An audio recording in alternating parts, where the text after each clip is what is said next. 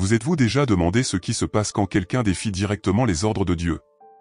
Dans l'histoire d'Akan, nous découvrons une vérité cachée, un secret que beaucoup ignorent. Les conséquences du péché n'affectent pas seulement ceux qui le commettent, mais peuvent apporter la disgrâce à toute une communauté. Ce qui est le plus impressionnant dans cette histoire, ce n'est pas seulement l'acte de désobéissance, mais comment une seule erreur, cachée, a pu mettre en péril le destin d'une nation entière. Et si je vous disais que, tout comme Akan, vous pourriez aussi porter quelque chose qui freine votre vie sans même vous en rendre compte? Ce qui est arrivé à Akan révèle bien plus qu'une simple transgression. Restez avec moi jusqu'à la fin et découvrez comment éviter les mêmes erreurs qu'il a commises et ce que vous pouvez faire pour ne pas tomber dans les pièges de la désobéissance. L'histoire de la conquête de Jéricho commence à un moment décisif pour le peuple d'Israël. Après des années aérées dans le désert, ils arrivent enfin en terre promise.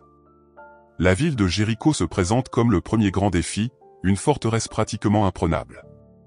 Cependant, les instructions de Dieu à Josué étaient claires, contourner la ville pendant 7 jours et, à la fin, les murailles s'effondreraient. Le plus curieux, c'est que Dieu n'a pas demandé d'armes ou de stratégie militaire compliquée, mais une simple obéissance et une foi inébranlable. Ce détail en soi nous enseigne déjà quelque chose de puissant sur la confiance et la manière dont Dieu opère. Lorsque finalement les murailles se sont effondrées, Dieu a donné un commandement spécifique au peuple, tout ce qui serait trouvé devait être détruit ou consacré. Rien de la ville ne devait être pris à des fins personnelles. Ce n'était pas une simple règle arbitraire.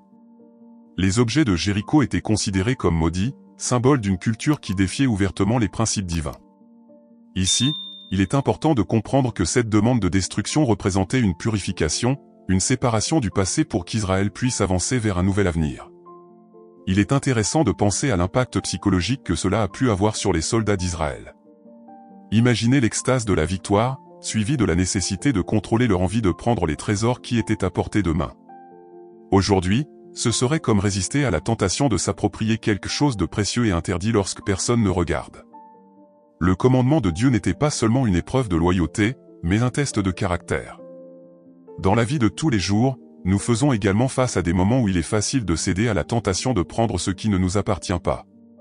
Ce commandement divin reflète également un principe fondamental de responsabilité collective.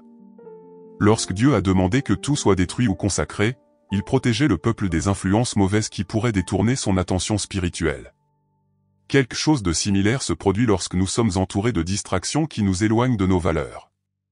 Le défi est de maintenir notre intégrité, même lorsque nous sommes plongés dans un environnement qui nous pousse à agir autrement. Cette même intégrité serait testée de manière brutale avec le péché d'Akan. Le contexte de la conquête de Jéricho sert de préparation à ce qui allait suivre, la désobéissance d'un homme entraînerait des conséquences pour toute la nation. Dieu avait été clair dans ses ordres, mais lorsque quelqu'un choisit de suivre son propre chemin, les répercussions sont inévitables. L'histoire d'Akan prouve que le péché individuel peut avoir un impact bien plus grand qu'on ne l'imagine. Tout comme pour Jéricho, nous sommes souvent appelés à faire des choix difficiles qui mettent à l'épreuve notre caractère, mais l'obéissance est toujours la meilleure réponse. Le péché d'Akan commence par un acte apparemment insignifiant, mais aux grandes implications. En désobéissant aux ordres de Dieu et en cachant pour lui des objets précieux de Jéricho, Akan a commis une erreur fatale. Il a pris un manteau babylonien, de l'argent et de l'or, tous des objets que Dieu avait condamnés. La convoitise a été le point de départ de cet acte, et il est important de comprendre que le problème n'était pas seulement matériel, mais spirituel. Quand quelqu'un ignore un commandement aussi clair, il défie essentiellement l'autorité divine et croit que ses actions n'auront pas de conséquences. Ces objets n'étaient pas simplement des trésors, ils représentaient tout ce que Dieu avait déclaré impur. Le manteau babylonien, par exemple, peut sembler un objet de luxe, mais il symbolisait la culture corrompue et païenne de l'époque. Ainsi, lorsqu'Akan l'a pris, il a introduit dans le camp d'Israël quelque chose que Dieu voulait extirper. Cela nous rappelle comment, souvent, nous laissons de petites influences entrer dans nos vies, sans nous rendre compte que ces choix sapent notre foi et nous éloignent de nos principes. La convoitise est un piège ancien, mais toujours présent. Akan a vu l'opportunité de s'enrichir au prix de son obéissance, et il en est de même dans notre vie quotidienne. Combien de fois sommes-nous tentés de chercher des raccourcis pour réussir ou accumuler des richesses? Mais ce qui semble être une petite transgression peut avoir des conséquences sérieuses. Dans le cas d'Akan, il ne se contentait pas d'ignorer une règle, il mettait en danger tout le peuple d'Israël. Cette leçon nous enseigne que le péché n'affecte jamais seulement le pécheur, mais aussi tous ceux qui l'entourent. Akan a caché les objets au fond de sa tente, croyant que personne ne les découvrirait jamais. Cet acte de cacher quelque chose en secret est un reflet de la façon dont nous traitons souvent nos propres erreurs. Nous pensons que si personne ne sait, il n'y aura pas de conséquences. Mais le péché caché a une façon de remonter à la surface, que ce soit dans notre vie personnelle ou professionnelle. Tout comme l'or et l'argent d'Akan étaient enterrés, mais pesaient toujours sur toute la communauté, nos erreurs cachées peuvent également créer un fardeau invisible qui affecte nos relations et notre progrès. Le péché d'Akan est un rappel que rien n'est vraiment caché aux yeux de Dieu. Alors qu'il pensait que son action passerait inaperçue, la réalité est que Dieu voit le cœur et les intentions derrière chaque choix. La convoitise et la désobéissance d'Akan n'étaient pas seulement un acte individuel de rébellion, mais une défaillance qui a mis toute la nation en danger. Tout comme Akan, nous sommes souvent confrontés à des décisions qui mettent à l'épreuve notre caractère et notre foi, et les choix que nous faisons peuvent avoir un impact durable, bien au-delà de ce que nous pouvons voir à l'instant. La désobéissance d'Akan n'a pas tardé à avoir des conséquences pour le peuple d'Israël. Lors de la bataille contre la ville d'Aï, l'armée d'Israël, qui jusque-là semblait invincible, a été vaincue. Cet événement a laissé tout le monde perplexe, en particulier Josué, qui avait fait confiance aux promesses de Dieu. La défaite n'était pas simplement une question militaire, mais spirituelle. Dieu avait retiré sa main de protection à cause du péché caché dans le camp. Cela nous enseigne que, souvent, les revers que nous rencontrons dans la vie peuvent être liés à quelque chose de plus profond, quelque chose qui doit être corrigé. L'impact a été dévastateur. Le peuple, qui venait de témoigner de la victoire miraculeuse à Jéricho, était maintenant sous le choc. Josué, le leader qui portait la responsabilité de conduire Israël, déchira ses vêtements en signe de deuil et de désespoir. Il ne comprenait pas pourquoi Dieu avait permis cette défaite. Ce moment d'angoisse révèle la profondeur des conséquences d'une désobéissance cachée. Souvent, les erreurs d'un seul affectent la vie de nombreux autres, et il est important de comprendre comment nos actions peuvent avoir un impact sur ceux qui nous entourent. La défaite à Haï a également mis en lumière la nécessité de la réflexion. Josué savait que quelque chose n'allait pas, mais il ne comprenait pas encore quoi. C'est un exemple clair de la façon dont, dans nos propres vies, nous pouvons être confrontés à des défis qui semblent inexplicables jusqu'à ce que nous regardions de plus près la racine du problème. Parfois, un revers est nécessaire pour nous faire réaliser qu'il y a quelque chose à corriger. Le péché d'Akan était caché, mais ses conséquences étaient visibles pour tous. La leçon ici est claire, on ne peut pas échapper aux conséquences de la désobéissance.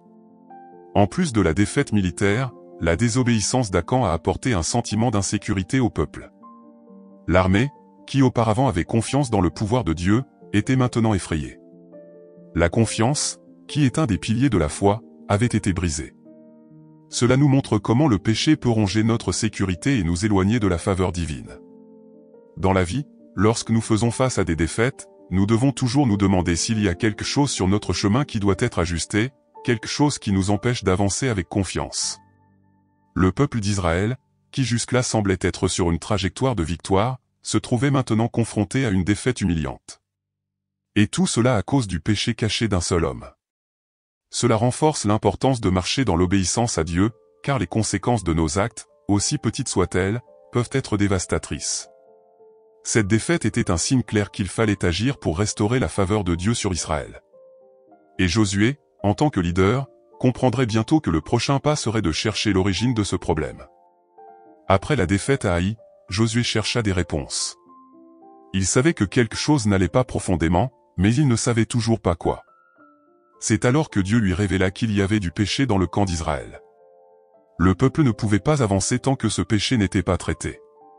À partir de là, Josué entama un processus de purification. Il rassembla toutes les tribus et, sous la direction divine, commença à enquêter, tribu par tribu, jusqu'à ce que finalement le coupable soit révélé. Ce processus montre comment, souvent, il faut un effort conscient pour identifier et corriger l'erreur. La manière dont Dieu a guidé Josué dans cette enquête est fascinante. Tribu par tribu, clan par clan, jusqu'à ce qu'ils arrivent enfin à la maison d'Akan. Imaginez la tension qui montait à chaque étape de ce processus. Chaque famille était probablement inquiète, ne sachant pas ce qui allait se passer ensuite. Cela nous enseigne que, même lorsque nous pensons cacher quelque chose, Dieu connaît les recoins les plus profonds de nos cœurs. Rien n'échappe à sa vue, et il mettra en lumière ce qui doit être confronté. C'est un rappel que, tôt ou tard, la vérité finit toujours par apparaître. ce processus de révélation nous enseigne également l'importance de la transparence.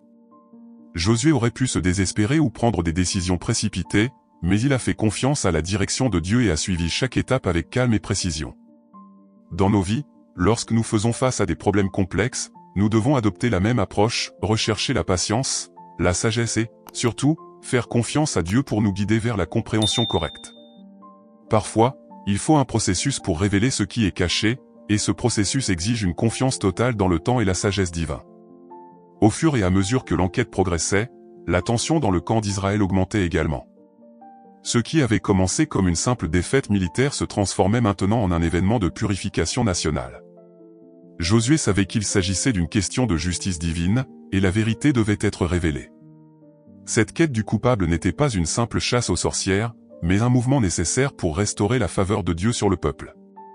De la même manière, lorsque quelque chose ne va pas dans nos vies, il est important de rechercher la vérité et de confronter le problème, au lieu de l'ignorer. Finalement, le péché fut révélé. Akan, qui jusque-là croyait être à l'abri dans son erreur, fut exposé devant toute la nation. Le processus que Josué a suivi pour trouver le coupable nous enseigne la responsabilité. Même si nous essayons de cacher nos erreurs, elles finissent par apparaître, et nous devons être prêts à faire face aux conséquences. L'enquête de Josué était plus qu'un simple acte de leadership, c'était une leçon montrant que la désobéissance ne reste jamais cachée longtemps. Maintenant, il restait à confronter Akan et à gérer ce qui allait suivre. Lorsque finalement Akan fut révélé comme le coupable, il n'y avait plus moyen de cacher la vérité. Confronté par Josué et par tout le peuple d'Israël, Akan avoua son péché. Il admit qu'en voyant l'or, l'argent et le manteau babylonien, sa convoitise l'avait poussé à prendre ce qui ne lui appartenait pas. Ce moment de confession est crucial, car il montre que, même dans l'erreur, il y a de la place pour reconnaître ses fautes. Cependant, la confession tardive d'Akan ne fut pas suffisante pour éviter les conséquences de ses actes. Souvent, la véritable réparation nécessite plus que le repentir. Akan détailla où il avait caché les objets enterrés au fond de sa tente, loin des regards de tous. Cet acte d'enterrer le péché symbolise à quel point, dans nos vies, nous pouvons essayer de cacher ce que nous avons fait de mal, en croyant que nous ne serons jamais découverts. Mais, tout comme les trésors volés, nos erreurs pèsent sur nous et finissent par refaire surface. La confession d'Akan, bien que honnête, arriva trop tard pour éviter le jugement. Cela nous amène à réfléchir sur l'importance de bien agir dès le départ. Josué, en tant que leader, a dû prendre une décision difficile. Bien qu'Akan ait avoué, le commandement de Dieu était clair, la désobéissance devait être purifiée pour qu'Israël puisse avancer. Cela nous rappelle que, dans bien des cas, le repentir n'élimine pas les conséquences. Akan avait commis une erreur qui avait mis toute la nation en danger, et sa punition était inévitable. C'est un enseignement puissant sur la gravité de la désobéissance. Parfois, nous pouvons penser qu'un simple désolé résoudra tout, mais certaines actions laissent des marques profondes qui nécessitent des mesures correctives. La confession d'Akan fut également un moment de réflexion pour tout le peuple d'Israël. Ils ont vu, de leurs propres yeux, les conséquences de la désobéissance et de la convoitise. Il est intéressant de noter que, dans tout le récit, le peuple observait attentivement, voyant ce qui se passait lorsque quelqu'un s'écartait du chemin tracé par Dieu. Cela a apporté une leçon claire pour tous, les actions d'un individu peuvent affecter beaucoup de personnes. Dans le monde d'aujourd'hui, nous voyons comment les mauvaises décisions d'une personne peuvent avoir un impact sur une entreprise, une famille ou même une nation entière. Finalement, la confession d'Akan ne fut pas suffisante pour le sauver de la punition. Il avait transgressé un ordre direct de Dieu, et bien que le repentir soit important, il n'efface pas le passé. Cette histoire nous rappelle que nous devons vivre selon nos principes dès le début, afin d'éviter la nécessité de confession tardive. L'obéissance à Dieu n'est pas seulement une question de suivre des règles, mais de vivre de manière à éviter la douleur et les conséquences que le péché entraîne. Le jugement d'Akan était sur le point d'être exécuté, et Israël allait apprendre une leçon cruciale sur l'obéissance et la sainteté. L'exécution d'Akan fut un moment solennel et douloureux pour tout le peuple d'Israël. Après sa confession, le jugement fut clair, lui, sa famille et tous ses biens seraient détruits. Cette punition peut sembler sévère à nos yeux modernes, mais elle était nécessaire pour restaurer la sainteté dans le camp d'Israël. Akan n'avait pas seulement commis un péché personnel, mais sa désobéissance avait mis toute la nation en danger. L'exécution servit de rappel public que les ordres de Dieu ne sont pas négociables, et que l'obéissance doit être prise au sérieux. L'impact de cette exécution fut immédiat. Le peuple d'Israël fut témoin de la gravité avec laquelle Dieu traitait le péché et la désobéissance. L'exécution d'Akan et de sa famille ne fut pas seulement une punition, mais une purification nécessaire pour que la nation puisse avancer avec la bénédiction de Dieu. Cet épisode est un rappel pour nous tous qu'il y a des conséquences lorsque nous ignorons les commandements divins. Aujourd'hui, nous voyons cela se refléter dans nos propres vies, lorsque nos mauvais choix entraînent des conséquences inattendues et douloureuses. En plus de la purification du camp, la mort d'Akan laissa une marque profonde dans l'histoire d'Israël. La vallée où il fut exécuté fut appelée vallée d'Akor, qui signifie vallée du malheur, un nom qui resta comme un rappel éternel des conséquences de la désobéissance. Cet impact durable est un symbole de la façon dont nos actions peuvent laisser des cicatrices, non seulement sur nous, mais aussi sur les générations futures. Tout comme le nom de cette vallée est resté, nos choix peuvent laisser un héritage, qu'il soit positif ou négatif, selon la manière dont nous vivons. Il est important de noter qu'après l'exécution d'Akan, Israël recommença à avoir du succès dans ses batailles et reprit son chemin vers la terre promise. Cela montre que, bien que le péché ait des conséquences sévères, la restauration est possible lorsque le repentir et la purification sont présents. Cependant, cet événement nous enseigne également qu'il est préférable d'éviter l'erreur dès le départ, plutôt que de faire face aux conséquences douloureuses après coup. Akan choisit d'ignorer les ordres de Dieu, et cela lui coûta tout. Pour nous, la leçon est de suivre le bon chemin dès le début, évitant ainsi la souffrance inutile.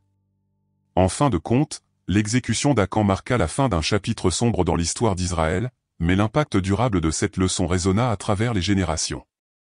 L'obéissance à Dieu n'est pas seulement une question d'éviter le mal, mais de chercher à vivre d'une manière qui apporte la paix, la prospérité et les bénédictions.